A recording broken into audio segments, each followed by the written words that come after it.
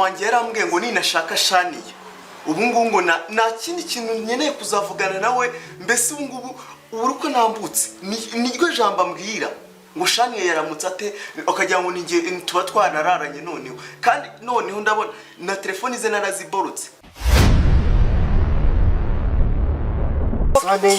kino kinyenda bunako bamora bunako bamora nabiryo atetse kaze nkwereke nabiryo atetse myenda otaka kabisa muze tunike nikaza kabiri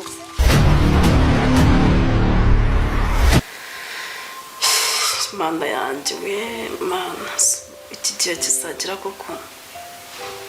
kubera iki nsigaye numva nkunda umari cyane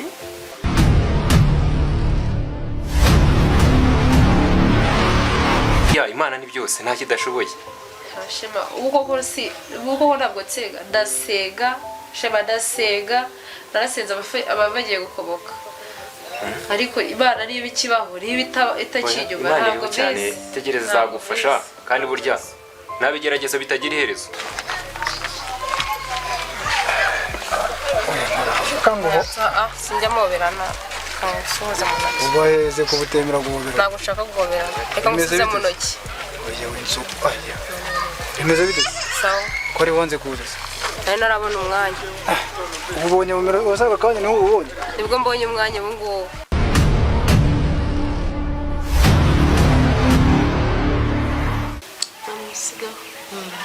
gusa neza nta kintu nuko nyine igihe cyose mba ndi mu nzu kubera nyine agahinda agahinda nakeke watuje umutima ntambe wajyureka we bino bintu ntabwo abiciyemo ntabwo ubizi ibi nabiciyemo pe none ariko sinkubwira ko nkuri inyuma ufite ikihe kibazo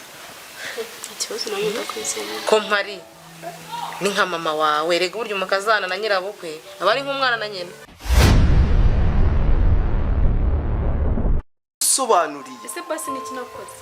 niki nakoze basi ngo ngese naragusobanuriye ndakubwira ngo uri umuntu wa nyuma nakunda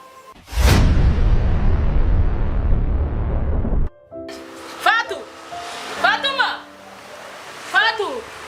Shati yabaye Shani ubaye